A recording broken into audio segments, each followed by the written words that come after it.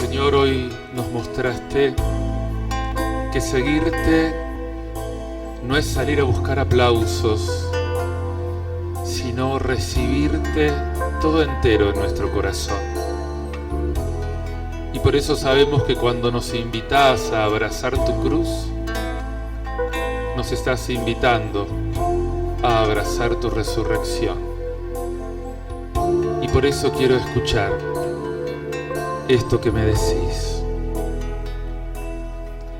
Abrázate a la cruz, que es don divino, y entrégate al amor que yace en ella. Tiene heridas de amor y la más bella es la que ofrece espíritu en su vino. Entrégate a la cruz en que te acojo. Yo estoy allí clavado en lugar tuyo, limpiando tus pecados y tu orgullo. En amor hecho sangre, yo te escojo. He llegado hasta aquí para decirte que en mi nombre hay poder para salvarte, que he podido de la muerte liberarte, que he muerto por amor al elegirte. Bebe de mi costado el vino nuevo, en él te doy la vida que te traje. Es vino de martirio y de coraje, espíritu de amor, de sangre y fuego.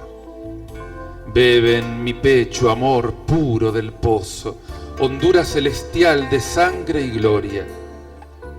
Sumerge en mi costado tu memoria. Mi herida es hoy la fuente de tu gozo. Gracias, Señor. Gracias porque nos trajiste aquí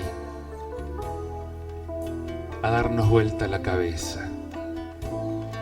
Nosotros que teníamos horror de la cruz, ahora descubrimos que esa cruz es una cruz gloriosa. Es una cruz que salva. Es una cruz que es muestra de amor. Es una cruz que es una escuela de amor. Quiero yo en esta tarde entrar en esta escuela, Señor. Yo sé que estoy apenas en primer grado, pero quiero aprender a amar como vos, Señor. Y por eso pido tu espíritu. Yo creo que es verdadera tu palabra, cuando dice que el amor de Dios se derrama en mi corazón por el Espíritu Santo que me das. Por eso he venido aquí, Señor, como un mendigo. Ya no te quiero pedir cosas superfluas, ni siquiera las necesarias. Quiero pedirte tu espíritu. Quiero más de ese espíritu. Quiero más de ese espíritu que te llevó a dejar un día tu casa para salir por los caminos sin nada, para confiar absolutamente en la providencia del Padre que nunca te dejó. Quiero de ese espíritu, Señor, que te movió conmovido a salir a sanar enfermos, que hizo tiritar tu corazón viendo esa multitud que andaba como ovejas sin pastor. Quiero de ese espíritu que te conmovió para poder mirar a todos los pecadores con ojos de misericordia y de perdón. Yo quiero de ese espíritu, Señor. Yo quiero de ese espíritu que te hizo subir a la cruz. De ese espíritu que tuvo coraje porque no te escapaste. Yo quiero de ese espíritu de obediencia, Señor, para decirle que sí al Padre siempre. Yo quiero de ese espíritu, Señor, para que yo también pueda decir como vos, mi alimento es hacer la voluntad del Padre. Yo tengo una comida que ustedes no conocen, pero me la estás revelando, Señor. Me estás revelando esa palabra que basta para llenar el corazón. Me estás revelando esa Jerusalén celestial que me espera. Me estás mostrando esas bodas del Cordero para que ya no solamente no le tenga miedo a la muerte, sino que pueda decir con San Pablo: yo sé que la muerte con mucho es lo mejor, porque es el encuentro definitivo contigo. Cuántas cosas han cambiado en mi vida, Jesús, desde el día en que te conocí. Cuántas cosas dejé atrás, cuánto mundo que ya está crucificado para mí. Lo que quiero ahora, Jesús, es estar crucificado contigo. Es no pensar ni en los problemas ni en los obstáculos. Lo que te pido ahora es ese espíritu que te impulsó a salir por los caminos para predicar el reino que había llegado en ti. Quiero enamorarme cada día más de ese reino, Jesús. Quiero vivir tu reinado sobre mi vida. Quiero lanzarme con confianza por los caminos de la vida, sin muchos planes, confiando totalmente en ti, y por eso te pido tu espíritu, que sea Él el que guíe mis pasos, que sea Él el que ponga tus palabras en mi boca, que sea Él el que me dé el coraje y la fuerza para afrontar los momentos de peligro. Sí, Señor, quiero de ti aprender a ser hijo de Dios. Amén. ¿Volvieron? ¿Estamos acá? ¡Qué bueno! Muy bien. Vamos a cronometrar un poco.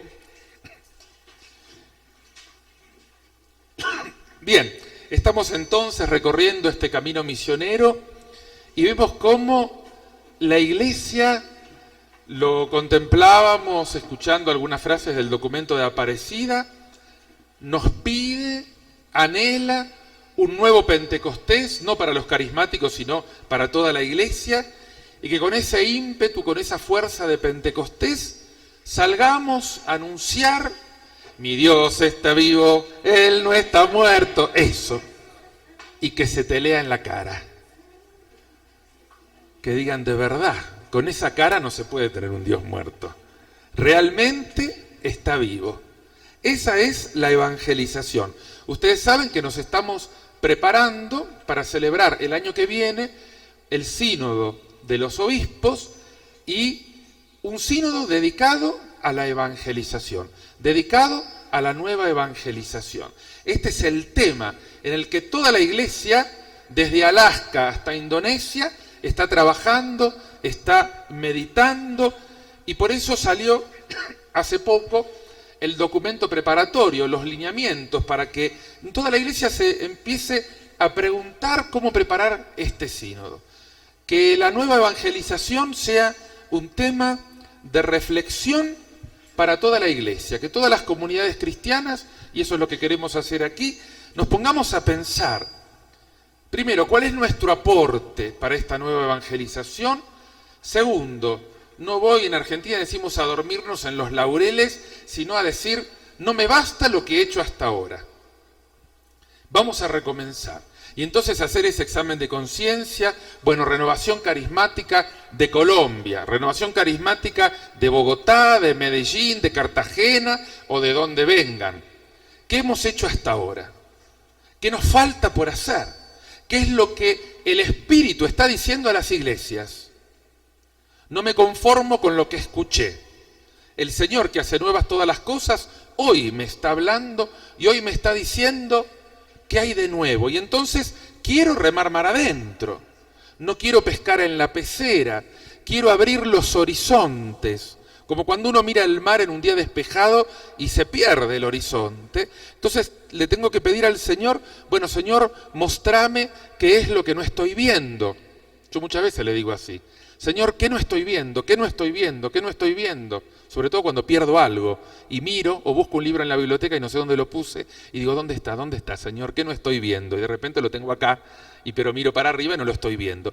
¿Cuántas veces los signos de Dios los tenemos adelante de las narices y no lo estoy viendo? Por eso a mí me encanta San Pablo cuando pide para sus discípulos espíritu de revelación, no de adivinación, por las dudas aclaro, si hay alguna carismática entusiasmada que tiene ya el turbante de brujita por ahí guardado, no. Revelación, o sea, Señor, ¿qué no estoy viendo que me querés mostrar? Abrime los ojos. Que se me caigan las escamas de los ojos como se le cayeron a Pablo y reciba tu iluminación para saber qué es lo nuevo, por dónde va la historia. No quiero predicar a los que ya se murieron, esos ya se murieron, por eso voy a rezar. Pero yo quiero predicar a los de hoy, a los raperitos, a los chicos que bailan en esas músicas nuevas que yo no sé ni cómo se llaman, pero, y que no vienen a la iglesia porque dicen que aburrido. Señor, mostrame cómo les tengo que hablar. Abrime la mente, desestructurame. Necesitamos que el Señor nos desestructure. Él es un maestro en desestructuración. Pero, como a veces duele, se lo tenés que pedir, porque el Señor es respetuoso. Entonces les tenés que decir, Señor, estoy muy endurecido, desestructurame un poco. Entonces el Señor te va mostrando. No digo que se te venga el mundo abajo, a lo mejor te tenés que mudar de ciudad, qué sé yo, cambias de trabajo porque te echaron. El Señor tiene tantos modos de desestructurarte, pero nunca te abandona. Y necesitamos eso para nuestra iglesia, empezando por nosotros. Señor, si hasta ahora caminé de un modo, mostrame si a lo mejor me estás pidiendo hoy otra cosa y me estás diciendo, pasa a Macedonia. Y yo no lo estoy viendo porque tengo la vida ya muy planificada. Volví a lo mismo de antes. Antes la tenía así para las cosas del mundo. Me convertí, me lancé a tus cosas y ahora el hombre viejo volvió y del mismo modo que antes tenía planificado, ordenado y controlado mi paganismo, ahora tengo planificado, ordenado y controlado mi cristianismo. Sigo siendo el Señor de mi vida, de mis proyectos y de mis cosas. Y encima digo que te estoy sirviendo. No, Señor. Desestructurame. Mostrame los horizontes nuevos a los que hay que predicar. Quiero caminar para adelante y no para el costado como el cangrejo o para atrás. Bien, entonces, la Iglesia en este documento, en estos lineamientos para preparar el próximo sínodo que nos piden que meditemos, comienza citando el texto de Mateo 28. Vayan, por lo tanto, y hagan discípulos a todos los hombres, bautizándolos en el nombre del Padre, del Hijo y del Espíritu Santo, y enseñándoles a guardar todo lo que yo les he mandado. Y dice que con estas palabras Jesús envía a los discípulos a proclamar la buena noticia. Y estos discípulos, como veíamos esta mañana, son un grupo de testigos. No son maestros, no son doctores, los hay. Es como ese grupo que a mí me predicó por primera vez el seminario de vida y eran ahí 8 adelante y cada uno hacía lo suyo. Y el Señor también hacía lo suyo y actuó en este grupo de discípulos transformados en testigos que nos transmitieron al Señor la vida de Jesús, la enseñanza de Jesús y aquello que nosotros, que siempre nos gusta usar palabrotas en griego, llamamos el querigma cristiano, o sea, el núcleo de la predicación. Dios te ama, envió a su Hijo, dio su vida por ti, murió y resucitó de entre los muertos. Y esa vida es para vos. Ahí está todo el cristianismo. Tan fácil, claro. Hay que creérselo y dar la vida por ello. Esto es lo que tenemos que anunciar. Los primeros cristianos no se complicaban. Como no tenían facultades de teología, ni estudios bíblicos, ni tantos libros de la Biblia, ni plata para comprar una Biblia, ni siquiera las Biblias estaban editadas porque no había imprenta, entonces grababan en la memoria lo esencial. Del Antiguo Testamento ya conocían los 10 mandamientos, que Jesús dijo, ojo que no pasaron de moda, por las dudas.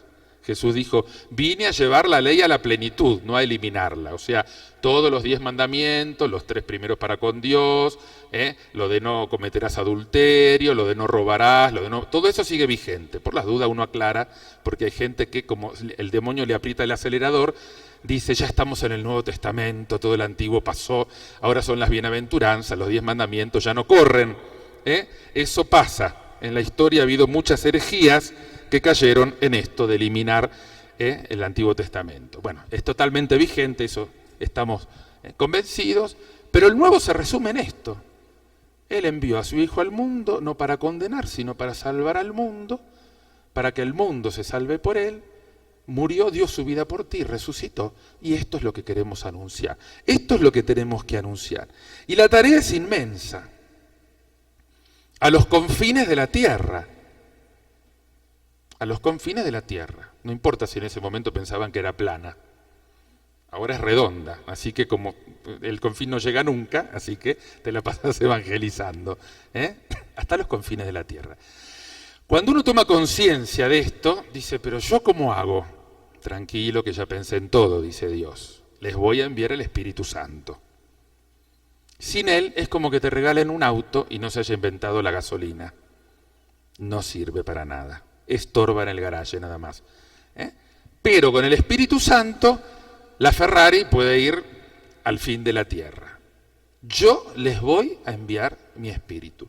Y entonces, nuevamente, la Iglesia dice, esta nueva evangelización, esta Iglesia en estado de evangelización y de misión permanente, esto lo tenemos que realizar con el Espíritu Santo.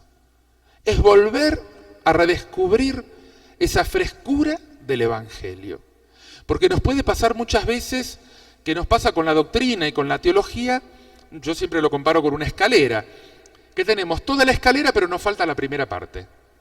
O sea, está bárbara la escalera, un edificio de 30 pisos, una teología de lujo, bibliotecas enteras. Pero resulta que faltan los primeros 20 escalones y nadie puede después seguir caminando. Y esos primeros 20 escalones, que son los únicos por los cuales se sube, son el querigma. Tenemos ordenada la catequesis, tenemos buenos catequistas, buenas facultades, seminarios catequísticos, todo bárbaro. Pero si no hay gente que se convierte y que quiere entrar en la iglesia, toda la catequesis que podamos tener y las librerías católicas que tengamos no nos van a servir de mucho. Hemos puesto mucho acento en los últimos 30 pisos de la escalera y nos falta la primera parte. No es que nos falta la primera parte, la tenemos. Nosotros venimos de lo que llamamos una sociedad de cristiandad, donde todo el mundo era cristiano. Y entonces íbamos con piloto automático. Dábamos por supuesto que todo el mundo era católico. Dábamos por supuesto que uno nacía en un continente cristiano, América Latina cristiano, la Argentina un país cristiano. Eso es un cuento chino hoy en día. Hay muchas diócesis del Gran Buenos Aires, de todos que llamamos los que están todo alrededor de la capital, que todos juntos son como 15 millones de habitantes, donde el índice de bautismo en este momento es inferior al 50%. Cuando yo era chico, hace un poquito mucho, pero capaz que no tanto, era 94% se bautizaba en la Iglesia Católica. Hoy en día no es así. No es así. Entonces, los tiempos están cambiando. Y no nos sirve decir, claro, como la gente es mala, se van a ir al infierno. Eso no sirve para nada. Porque Jesús nos mandó a predicar el Evangelio. A esos que si alguna vez lo tuvieron se les perdió por el camino, o directamente no lo tienen. Y sufren el no tenerlo. Tienen hambre de Dios, pero no saben dónde buscarlo. Hace 3 años que yo estoy en Buenos Aires, después de 30 que estuve afuera, cambió la comunidad en la que estoy, somos 10 hermanos, 8 sacerdotes y 2 hermanos, y nos tomamos un día de retiro espiritual cuando empezamos este nuevo periodo para conocer un poco la realidad de Buenos Aires, porque muchos veníamos de otras comunidades o de otro país. Y fuimos a las afueras de Buenos Aires, a la periferia, un lugar que hay muchas casas de retiro, muchos son ex seminarios que se quedaron vacíos, entonces son casas de retiro, y bueno, fuimos a un ex seminario de una congregación franciscana, ahora regenteado por un matrimonio, a pasar el día. Y conversando acerca de la realidad de la casa de retiro y la anticipación con la que uno tenía que anotar la reserva, nos empezamos a quedar un poco helados cuando este hombre nos dijo que tenía ya todo el año reservado, hasta noviembre no había un fin de semana libre, pero el dato interesante era que el 80% de los grupos que habían reservado la casa no eran grupos católicos, ni siquiera cristianos, era todo New Age. Los nombres son rarísimos, así que no me los pidan. Desde los cuencos tibetanos hasta la meditación trascendental y hasta una lista de cosas raras donde toda gente de Buenos Aires venía, la capilla quedaba como esto, la habían desmantelado y cada uno se la podía usar según su propio criterio, ¿no? Todo para ir a hacer OM y todas estas cosas. Y nos decía una cosa interesante, dice, padre, la casa se mantiene si la gente la alquila, si no acá se funde, así que yo la tengo que alquilar. Estos me la reservan con un año de anticipación, pagan la seña y la llenan. Los grupos católicos, qué sé yo, cursillistas, encuentros matrimoniales, algún otro, me la reservan y 15 días antes me cancelan la reserva porque dice que no juntaron la gente para hacer el retiro. Yo digo, pero 80%, no, dice, esta es la única porque yo ya opté por estos grupos que funcionan. Pero las otras están todas en el 60%. Uno tocaba madera. Para decir, yo digo, pero ¿qué pasó en 30 años en Buenos Aires que yo no me enteré? Y a veces pasa que a uno la historia se le va de las manos y uno, como eso que los decía, los curas estamos siempre entre católicos y pensamos que el mundo, te pusieron el piloto automático del avión, los pilotos se tiraron por paracaídas y vos pensás que todo va bárbaro, hasta que lo tenga que aterrizar alguno. Y te das cuenta como en las películas, que no hay piloto. De repente es importante darnos cuenta en el mundo en que estamos. ¿Cuál es el dato positivo de esto? Qué interesante que cuando nosotros decimos qué desastre el secularismo, a la gente ya no le interesa la iglesia, los jóvenes se van a la iglesia o directamente nunca vinieron, y resulta que las casas de retiro están llenas, con un año de anticipación reservadas, para ir a buscar a Dios. No se daban cursos de agricultura o cursos de marketing o cursos de administración de empresa. El que busca estas cosas orientales busca un encuentro para sentirse mejor y un encuentro con Dios. Y yo me pregunto, ¿y por qué nosotros no lo hemos ofrecido? ¿Por qué esta gente en su mayoría de raíz católica no pudo encontrar en su misma parroquia o en su misma diócesis o algún movimiento que le ofrezca ese bienestar espiritual que está buscando en una ciudad de gente neurótica como Buenos Aires? Pues yo todavía no puedo creer que algunos colombianos sueñen con irse a vivir a Buenos Aires. Perdónenme, pero uno que está ahí no sabe cómo escaparse, ¿no? Porque realmente es una especie de locura colectiva Buenos Aires. El que vive ahí vive porque no tiene más remedio, pero poder ver esto que ustedes ven acá no se ve todos los días. Y sin embargo la gente busca. Es una necesidad casi desesperada de sentido de la vida, de encuentro con Dios, de sentido de la muerte, de poder encontrar una espiritualidad que también le haga bien a mi cuerpo y de repente se vuelven vegetarianos. Nosotros nunca en la vida logramos que hicieran un ayuno para Cuaresma y ahora son todos vegetarianos y están chochos y cuando te saludan te hacen así como si estuvieras en Japón. Uno dice, ¿pero qué le pasó a Buenos Aires? Cuando te enterás que en Barrio Norte una revista budista vende 10.000 ejemplares. Yo digo, claro, porque se ahorran el psiquiatra, antes iban todos al psiquiatra, y viva Freud, y ahora resulta que les sale más barato y les hace mejor ir a hacer meditación budista y yoga, y entonces todos contentos con el budismo. Yo hablo de Buenos Aires porque no conozco Colombia. Esa investigación la tendrán que hacer ustedes. Pero, ¿cuál es el mundo al que el Señor nos manda evangelizar? Porque puede ser que estemos evangelizando un mundo que ya pasó. O sea, yo sabría cómo evangelizar a mi abuela, que ya se murió, porque sé las devociones que le gustaban, qué días iba a misa, o sea, eso ya está. Siempre el pasado es fácil porque lo conozco, ya sé cómo termina la película. La pregunta es, lo que se llama las culturas emergentes, esa es la pregunta. Esta cultura emergente, hecha de las nuevas generaciones, ¿qué está buscando? ¿Cuáles son sus deseos? Las inquietudes profundas del hombre siguen siendo la misma, la gente se sigue muriendo, la gente se sigue enfermando, la gente sigue teniendo problemas de relación, la frustración sigue vigente, en el mundo hay millones de depresivos, o sea, todo eso existe. Y la respuesta siempre es Dios.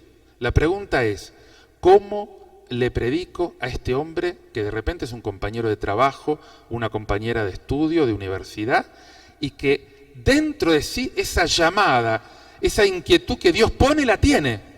No porque diga que es un dogma, sino porque uno sabe que la gente la tiene, porque si no, repito, no estarían las casas de retiro llenas de gente buscando en el budismo o en el no sé cómo se llame, un sentido para su vida.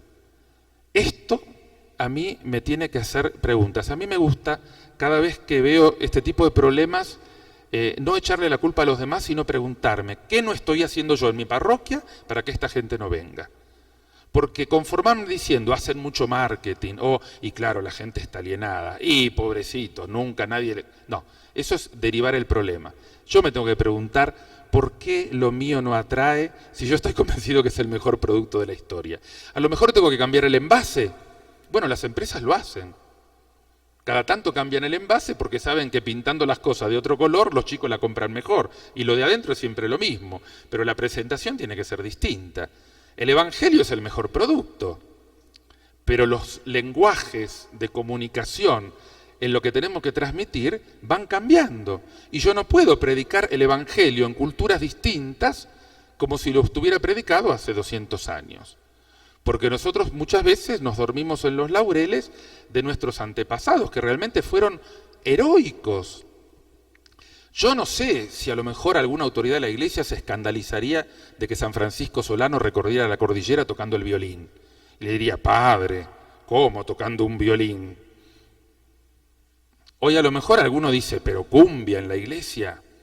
Y yo qué sé. A los incas a mí no se me ocurriría tocarle una cumbia, pero a lo mejor hoy con una cumbia se evangeliza. Y podríamos seguir poniendo ejemplos de esto que le tenemos que pedir al Señor. Vos, Señor, sos el protagonista de la evangelización. Es el Espíritu el que abre los corazones y el que te indica. Yo soy el discípulo que permanentemente no se puede dormir en el pasado conocido, sino que tiene que tener ojos nuevos y abiertos para poder reconocer el paso de Dios por la historia. Él no duerme, no se toma vacaciones, sigue trabajando. El Espíritu Santo sigue trabajando en cada corazón de todos estos que no vienen a buscarlo a la iglesia porque no se les ocurre.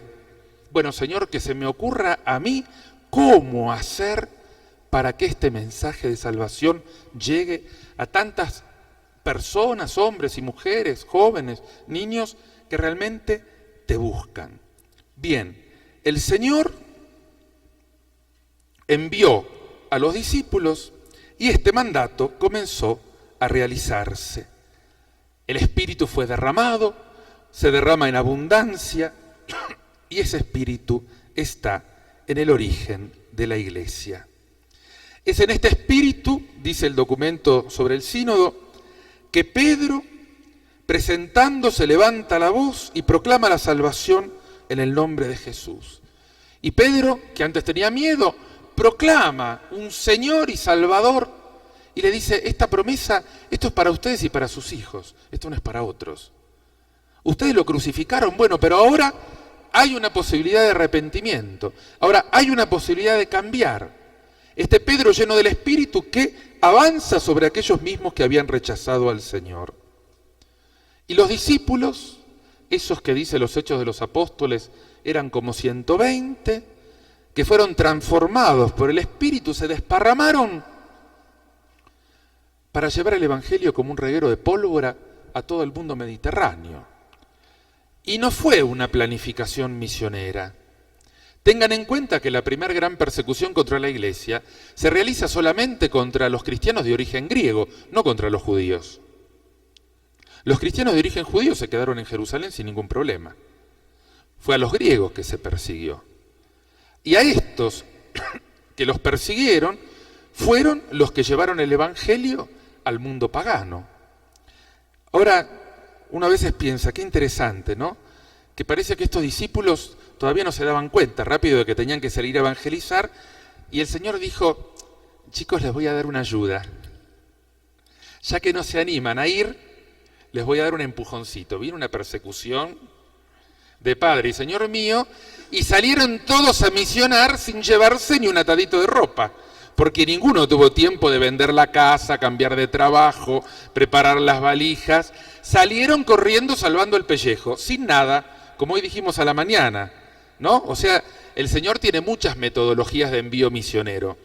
El primer gran envío misionero fue así, una especie de empujoncito hacia el abismo para que aprendiéramos a volar. Y estos cristianos, que fueron sin nada, aparecieron en Cesarea, en Antioquía. Yo me los imagino llegando, mirando, no viene nadie. Ay, qué bien. ¿Dónde estamos, vieja? En Antioquía. ¿Qué? Antioquía. ¿Cómo llegamos hasta acá? No sé, corrimos tanto que llegamos a Antioquía. Ya no nos corren, no. Bueno, ¿y ahora qué hacemos? Y no sé, tendremos que ver cómo sobrevivir porque no trajimos más que lo puesto. Y ahí llegaron, y en lugar de vivir lamentando lo que habían dejado, quejándose, haciendo reclamos sobre derechos humanos, fundando una ONG y no sé qué, no hicieron eso. Se buscaron un trabajito, trataron de dormir abajo de algún árbol o donde se pudiera y empezaron a predicar. O sea, qué grande es Dios que cuando nosotros nos damos cuenta a dónde tenemos que ir a evangelizar, cada tanto nos da un empujoncito. El primer gran envío misionero, yo diría, no fue planificado. No fue planificado. El viento del Espíritu sopló, y sopló como esos huracanes, que no sé por qué siempre le ponen nombre de mujer, que soplan por ahí por el Golfo y se llevan medio mundo por delante, ¿no? Sopló el Espíritu, sí, yo no sé, siempre le ponen nombre de mujer, ¿no? Yo no sé, hay que preguntarle a los norteamericanos por qué. Algún complejo de Edipo no superado debe ser o algo así. Bien, pero se ve que las mujeres... Ah, sí. Ah. Y ahora las que se pusieron bravas son las mujeres. Bueno, cuando se lanzan en serio. Muy bien. Qué bueno que el Señor nos enseñe que la primer gran misión que desarrolló la Iglesia fue impulsada realmente por el Espíritu y no en las mejores condiciones que la habían planificado. Y el Señor se las arregló para que estos cristianos no los desprotegió. El que tuvo que morir, murió y fue mártir y se dedicó a interceder desde el cielo, pero el Señor los lanzó a la misión. Y ahí la Iglesia se dio cuenta de algo que no estaba viendo. Ni siquiera estos griegos estaban viendo que el Señor quería que se lanzaran al Mediterráneo. Pensaban que había que ser ahí un medio judío, yendo al templo, después celebrando la misa en las casas, pero sin espantar demasiado. ¿Viste cuando te dicen, bueno, hagan, pero no oren en lenguas y no impongan las manos? Y muchos carismas no, porque la gente se puede asustar. Entonces, Padre, en definitiva, ¿qué quiere que hagamos? Si esto hay que hacerlo en voz baja, si lo otro hay que hacerlo a escondidas, si lo tercero mejor no lo hagamos, le podemos recortar el Evangelio a algunas páginas incómodas. Yo no sé cuál quedaría, el índice solamente. O sea, el viento del Espíritu es viento del Espíritu, con prudencia. Pero yo me imagino que este Espíritu Santo que sopló tan fuerte en esa persecución, mucho de prudencia no hubo ahí. Hubo, sálvese quien pueda, salgamos corriendo. Y el Señor abrió un montón de sedes misioneras de repente que aparecieron en poco tiempo, donde ahí se dedicaron a predicar el Evangelio. Hombres y mujeres transformados por el Espíritu, que no vivieron llorando lo que dejaban, sino que descubrieron un mundo que tenían por delante. Qué grande es Dios que te abre. San Pablo dice, olvido lo que dejé atrás y me lanzo hacia adelante. No podés vivir prisionero de tu pasado. Lo dejo atrás, ya se fue. Me lanzo hacia adelante, porque el cristiano vive del porvenir. Y el reino está viniendo, el reino no lo produzco yo. El reino lo realiza el Señor, lo va trayendo en la historia. Yo lo que tengo que hacer es descubrirlo. Yo tengo que descubrir esas semillas del reino de Dios, que de repente es la búsqueda de Dios y de espiritualidad en tantas personas que no la buscan dentro de la iglesia, pero que están abiertos porque el secularismo ya pasó. El ateísmo ya no está de moda, igual que el marxismo. Es para gente que tiene la cabeza recalentada con otra época. Eso ya fue. Pero no quiere decir que hoy no haya otros problemas, como el sincretismo religioso, etc. Pero qué grande que hoy estamos frente a una humanidad que busca a Dios. A jóvenes que no tienen prejuicio de hablar de Jesús o de religión y de repente meterlo al lado de Buda y de algún otro. Medio ensalada rusa eso, medio mezcladito. Pero la búsqueda está. Y se van cayendo los prejuicios. En los programas de televisión te hablan de cosas religiosas mezclado. Los periodistas a veces de religión no saben nada y dicen cualquier cosa. Pero es tema es tema. Y de hecho todo el mundo decía, yo me acuerdo cuando estaba en Roma, que nunca más este Papa, pobre que no tiene carisma, en el sentido de que no es un actor, comparado con Juan Pablo II, pobrecito, encima que lo eligieron de Papa, cuando el otro ya, a la edad que el otro ya casi se estaba muriendo, no es que iba a ir a esquiar, a nadar y a jugar a la pelota, el pobre basta que no se resfríe porque ya está viejito, ¿no? Y todos decían, no, nunca más eso de llenar la Plaza San Pedro y no sé qué y no sé cuánto, como Juan Pablo II, es muy difícil ser Papa después de un gran Papa. La cuestión que después de un mes, mete más gente en la Plaza San Pedro que la que metía Juan Pablo II. Qué interesante. Y no es que sea simpático, con gran elocuencia, no es un actor de cine, es Papa, nada más. Para lo que Dios lo eligió. Listo. A mí no me interesa que un Papa juegue a la pelota, maneje un helicóptero o salga a nadar. A mí me interesa que sea Papa. A mí me interesa que sea testigo de la fe de Jesucristo, que es la que me salva.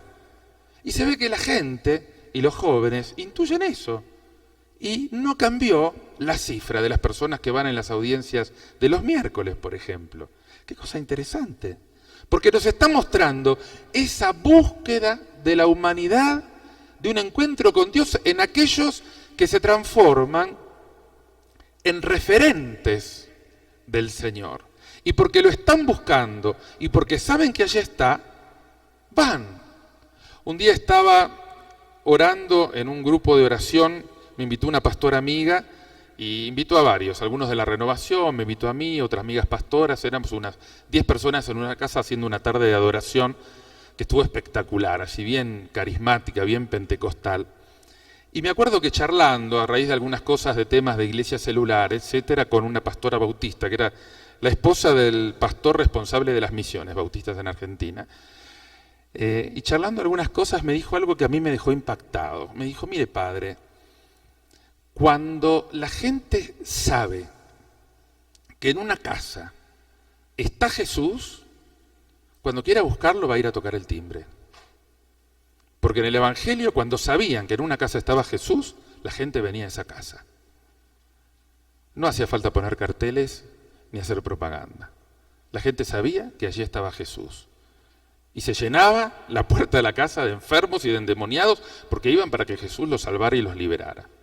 A mí lo que me preocupa es que en nuestras casas se sepa que ahí reside y atiende Jesús. La gente va a venir sola. ¡Wow! Uno siempre aprende algo de la persona que menos espera. Y creo que es así. Qué importante es que tus vecinos y tus parientes sepan que en tu casa, el dueño de casa es Jesús. Y que en esa casa Él puede sanar enfermos, curar endemoniados, levantar y resucitar a los muertos, porque tiene una palabra de vida eterna. Y de repente es esa amiga que llega y dice, tengo a mi hijo enfermo, o mi sobrino drogadicto, metieron preso al otro, o tengo a mi hija que está embarazada y esto me cayó como un balde de agua fría, o no sé qué pasa con mi marido, no sé qué pasa con mi mujer, o de esas cosas que pasan todos los días y que ustedes conocen mejor que yo. Qué importante es que pueda venir a tocar el timbre de tu casa, porque a lo mejor la puerta de la iglesia la encuentra cerrada porque no es hora de misa, pero sabe que en tu casa está Jesús, y que de repente Jesús la atiende con tu cara, con tu boca, que la podés invitar a decir, bueno, vamos a orar juntos. Tengo otras amigas, vení, vamos a ver qué nos dice el Señor sobre este problema. ¿Cómo el Señor lo va a resolver? Sí, Él es Dios. Él es Dios. Yo empecé a ser libre el día que me di cuenta que Dios era Dios y yo no era. Porque cuando me pasé de rosca, después de mi conversión, yo pensé que tenía que defender a Dios. Y entonces era un cruzado de la iglesia defendiendo a Dios. Hasta que un día me cansé y le dije, vamos a poner las cosas en claro. Vos sos el Todopoderoso, yo soy yo, nada más que eso. Así que no soy yo el que te tiene que defender a vos, sino que sos vos el que me tiene que defender a mí. Desde este día no te defiendo más, te declaro mayor de edad.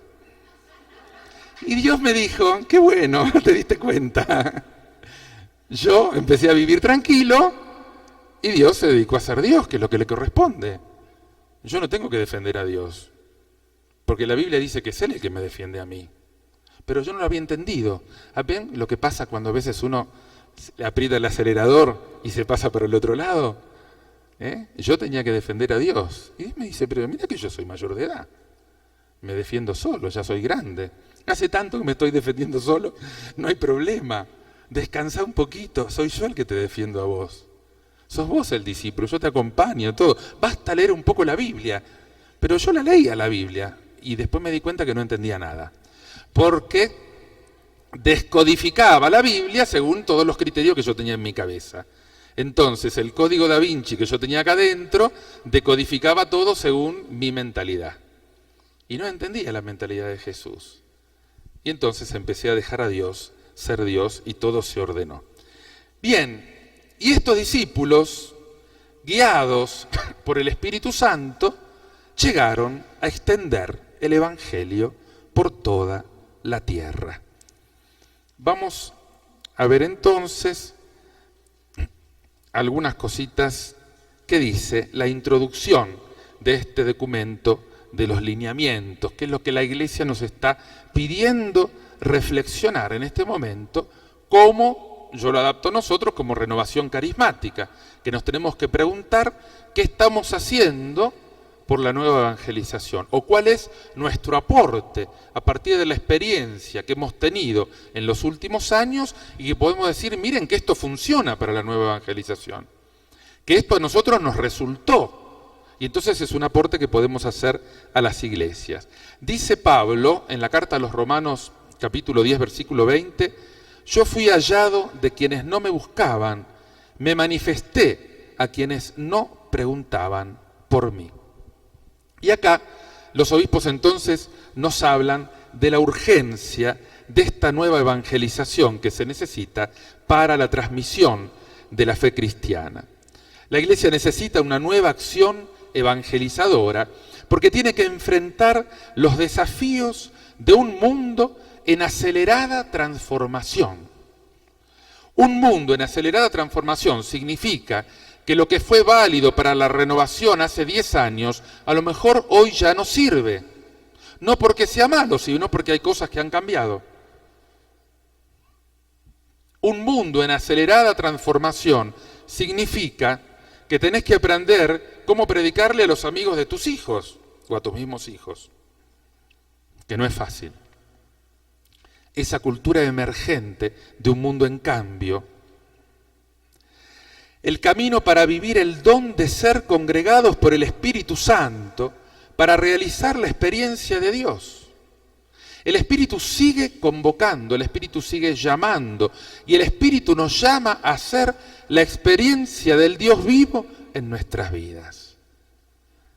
Y eso es lo que la Iglesia tiene que aprender a transmitir de este Dios que es Padre y que lo tenemos que transmitir, dice, dando testimonio y proclamando a todos la buena noticia del Evangelio. Evangelizar es un deber, y es un deber para cada uno. Esta iglesia que anuncia y que transmite la fe, dice el documento, imita el actuar de Dios. Un Dios que se manifiesta a la humanidad ofreciendo a su Hijo. Un Dios que evangeliza dando muestras de amor. Tanto amó Dios al mundo que entregó a su único Hijo para que el mundo fuera salvado por él. Dios manifiesta su ser y su amor dando. Primero da, después exige. No pone normas. Crea un universo que no nos entra ni en los telescopios, ni en la imaginación. Cada día nos da, dice la palabra, ¿no? Hace llover sobre buenos y malos, salir el sol sobre justos e injustos. Nos mantiene vivos a nosotros, nos tiene paciencia, nos trajo acá, me trajo a mí acá. Dios que actúa y actúa permanentemente, que envió a su Hijo, que nos sigue salvando a cada generación que llega, sigue ofreciendo esa salvación de un modo gratuito, de un modo total. Quizás simplemente como ayer mirando a Pedro y diciéndole, me interesa saber solo una cosa, ¿me amás? porque a partir de ese amor, de esa conciencia, de ese amor, acá nace algo nuevo. Acá cambia una historia. Y después de ofrecer a su Hijo, el Padre envía junto con el Hijo el Espíritu Santo. Infunde el Espíritu Santo a la humanidad. La humanidad ya no es la misma después de Pentecostés. Pero necesitamos vivir en un Pentecostés permanente. Necesitamos que ese fuego se siga alimentando y que ese fuego llegue a cada generación, porque cada generación tiene que hacer suya la alianza nuevamente. A mí no me salva la fe de mi abuela, a mí no me salva la fe de mi madre, porque en algún momento yo tengo que hacer mía esa fe. Lo otro es testimonio. Pero del mismo modo que en Israel cada generación renovaba la alianza en las fiestas de renovación de la alianza y tenía que decir, sí, también nosotros vamos a seguir al Señor, también nosotros vamos a adorar al Señor. Yo tengo que hacer mía esa fe, también nosotros lo hacemos. Y necesitamos que entonces a cada generación se le predique este evangelio vivo para que pueda decir, sí, antes me hablaron de Jesús. Los catequistas me comunicaron a Jesús, pero ahora soy yo que decido seguir a este Dios vivo, porque yo sé que mi Redentor vive, como dice Job. Yo sé. ¿Y qué fuerza tiene decir yo sé? No yo opino, me parece, desearía, qué bueno sería. No ese es el testimonio de un cristiano. El testimonio de un cristiano es decir, yo sé que mi Redentor vive, yo sé que Cristo resucitó, yo sé que el Padre lo envió al mundo y envió el Espíritu para que yo lo sepa. Porque es Él el que atestigua en mi interior que esa palabra que leo es verdad. Aunque miles me digan, te estás engañando. Esa palabra no me engaña y el Espíritu me da la certeza en el interior de que es verdad y no necesito que se me aparezca el Sagrado Corazón. Yo sé que mi Redentor vive. ¿De dónde saco eso si lo único que hago es leer un libro? El Espíritu Santo me da esa certeza en el interior, la certeza de la fe, que no es un mérito mío, que no me la compro, que es un don que tengo que agradecer cada día, porque también podría perderlo. Es un don y por eso la vida cristiana es eucarística. La vida cristiana es vivir en acción de gracias. No hay nada por lo que no tenga que agradecer. ¿Por qué? Porque no tengo nada que sea mío. No hay nada que no hayan recibido, dice el Señor. Empezando por la vida. Nadie te preguntó si querías nacer. El don de la vida te lo dieron. Y a partir de ese momento el Señor siguió derrochando dones en tu vida. Es el Espíritu el que te da la certeza de que tu vida es un don de Dios y de que podés vivir en acción de gracias. Este Espíritu es el que nos permite conformarnos con el Cristo crucificado, con el Cristo resucitado, con este Cristo que nos revela el rostro de Dios. El Espíritu es si el Hijo es el revelador del Padre, el Espíritu es el revelador del Hijo. Cuando leen los Evangelios ven que cada uno testifica en favor del otro, la Trinidad siempre aparece junta. Y testifica mostrando que realmente en el otro tengo la salvación. Por eso la evangelización no se puede hacer sino en el poder del Espíritu. No hay evangelización posible, no hay misión posible, sino es en el Espíritu Santo. Y este Espíritu nos revela y nos salva dentro de una iglesia. Por lo tanto, esta evangelización convocada por el Espíritu nos conduce a vivir la experiencia, algo dijimos esta mañana, de la comunidad eclesial. La evangelización culmina con la inserción en una comunidad. ¿Por qué? Porque culmina con la experiencia eucarística. Yo no puedo decir que escuché el mensaje y que fui rescatado si no me meto en el barco. Es como que yo esté flotando en el mar, me rescaten y me tiren por el otro lado. No me sirve de mucho. Necesito incorporarme a esta comunidad de salvación que es la iglesia. Por eso, en el corazón del anuncio y de la predicación va a estar siempre Jesucristo. Nosotros no predicamos al Espíritu Santo. Nosotros predicamos con el poder del Espíritu Santo. Ojo, que sería una herejía lo otro. La Trinidad no se divide. El Espíritu Santo es el poder que Jesús me da. Es el que actualiza, el que hace presente a Jesús. Y yo predico que no puede ser salvado el que no cree en Jesús y lo acepta como Señor de su vida. Y esa convicción y la apertura del corazón del que escucha es lo que me da el Espíritu Santo. Y por eso esta predicación y esta manifestación de Jesús, el lugar privilegiado son las Sagradas Escrituras. Y acá viene otro elemento importante para nosotros como comunidad. Nosotros hemos experimentado cómo, desde que conocimos la renovación, la Biblia se transformó en algo distinto. No sé para ustedes, pero a mí me vinieron más ganas de leer la Biblia, y eso que ya tenía años de cura. ¿O se piensan que los curas leen siempre la Biblia? Claro, por supuesto, como están filmando. Después editen eso, por favor. Bien, también miran televisión los padres, por ahí. Pero es que el Espíritu Santo es el que te abre las Escrituras de un modo que empezás a beber el agua de la vida y ya no querés Coca-Cola, ya querés beber de eso nomás. Esa obra la hace el Espíritu Santo. Y por eso la evangelización y la nueva evangelización lleva también a toda esta pastoral bíblica y a este poner en el centro de nuestra oración la Sagrada Escritura. No la Sagrada Escritura. Hay todo un movimiento ahora en América Latina de la Lectio Divina. No sé si conocen ese sitio de leccionautas que hay. ¡Qué maravilla! Los protestantes están con la boca abierta. No pueden creer esto que está pasando en la Iglesia Católica. Primero porque no nos conocían, pero después que están maravillados de todo este movimiento de Lectio Divina, de crear los grupos bíblicos, de que realmente se le ponga en la mano una Biblia a los jóvenes y se le enseñe para qué sirve, porque si no, no sirve para mucho. O sea, todo este método que están redescubriendo, que es viejo como el medioevo, de la Lectio Divina y de hacer esa lectura orante de la Biblia, que es como tirar el balde en el aljibe, en el pozo, para sacar el agua de la vida de la palabra. Esto es un elemento indispensable de la tarea de la nueva evangelización.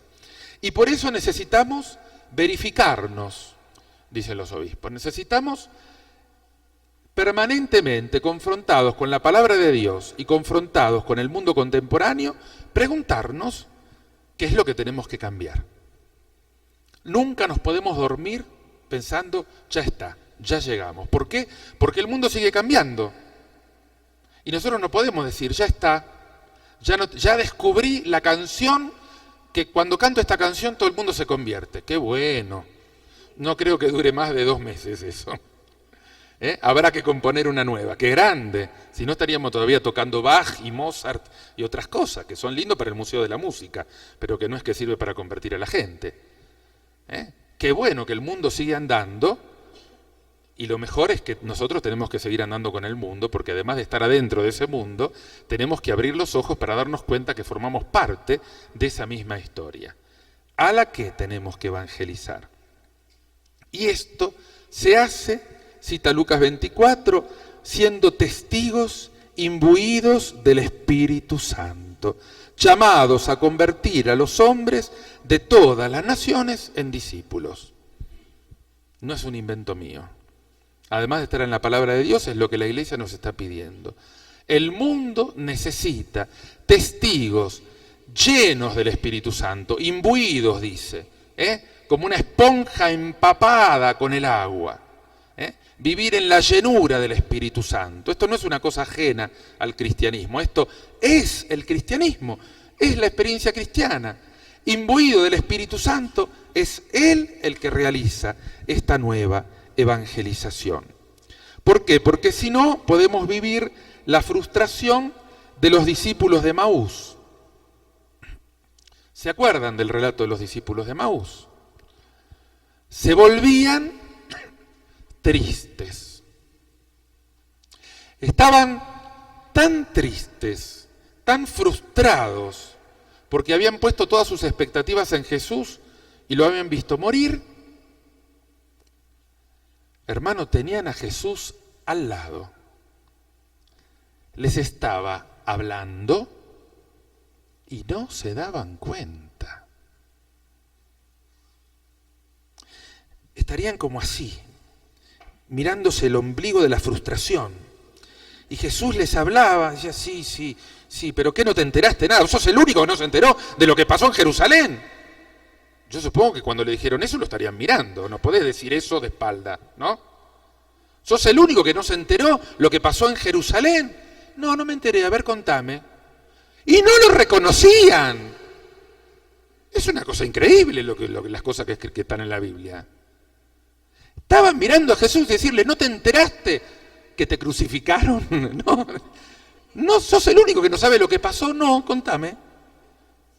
Y no se daban cuenta. O sea, cuando uno está tan enroscado en los propios problemas y en las propias frustraciones, lo podés tener a Jesús adelante hablándote y no te das cuenta. Hasta que Jesús los retó. Porque primero dejó, ¿qué pasó? Entonces le largaron el rollo. Así. Duros de entendimiento, ¿cómo les cuesta entender lo que decían las Escrituras? Y todavía no lo reconocieron, porque recién al partir el pan lo reconocieron. Ni cuando te reta lo reconoces al Señor. Cuando estás atado y enroscado en tus propios problemas. Estos discípulos de Emaús son como una antiprédica, por lo menos la primera parte, porque nos muestra cómo ellos somos nosotros, decía un predicador. ¿Cómo nosotros podemos estar así, a veces frustrados? Porque, qué sé yo, porque tenemos un problema económico, porque planeamos una misión y fracasó, queríamos hacer un recital y no vino nadie, o llovió y hubo que suspenderlo. Tantas cosas nos pueden pasar.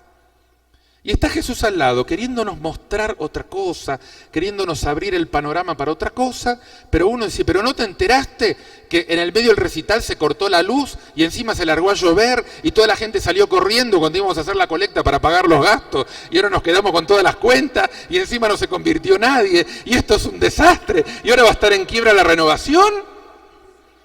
¿No te diste cuenta lo que pasó? Y ahí puede venir la respuesta de Jesús. Duro de entendimiento. ¿Cuántas veces podemos ser así? Duros de entendimiento. Jesús ahí hablándote y tratando de abrirte las Escrituras y no te das cuenta. Quizás habrá que llegar con tranquilidad a celebrar la Eucaristía y en la fracción del pan, en la simplicidad del gesto del pan que se parte y se comparte, de repente descubrir que puede haber una salida. ¿Por qué? Porque Jesús sigue siendo el dueño de la situación. La Iglesia finalmente sigue citando el documento, no me quiero extender más, citando Evangelii Nuntiandi en el número 14, existe para evangelizar. Hay que acordarse de esto. La Iglesia existe para evangelizar. Esto es una opinión mía. Todo lo que ayuda a la evangelización tiene que ver con la Iglesia. Y todo lo que es un estorbo para la evangelización tiene que ser eliminado. Yo en eso soy un poco duro. ¿Qué significa? Que si yo tengo un colegio católico con 2000 alumnos, los profesores que vienen, porque tienen que trabajar de algo, tienen que saber que ese colegio, la única razón de ser que tiene, no es enseñar matemáticas, porque un ateo también puede enseñar matemáticas. Si es un colegio de la Iglesia y la Iglesia invirtió dinero de los pobres, porque siempre viene de los pobres, es para evangelizar. Y ese profesor de matemáticas, no sé cómo, pero se las tendrá que arreglar para demostrar que su sueldo vale la pena porque se evangeliza enseñando matemáticas. Y si la iglesia tiene un campo con vacas, eso se justifica porque a lo mejor con esas vacas se mantiene una casa de retiro donde se evangeliza. La iglesia existe para evangelizar. Y entonces este tiene que ser el criterio de evaluación de cada una de las obras que tenemos. Repito, en la época de la colonia, la iglesia tenía grandes campos, porque el Estado no hacía nada, grandes campos con los que se mantenían las universidades católicas o los colegios, que eran gratuitos, pero se mantenían con las vacas del campo. Entonces esas vacas estaban evangelizando. Claro.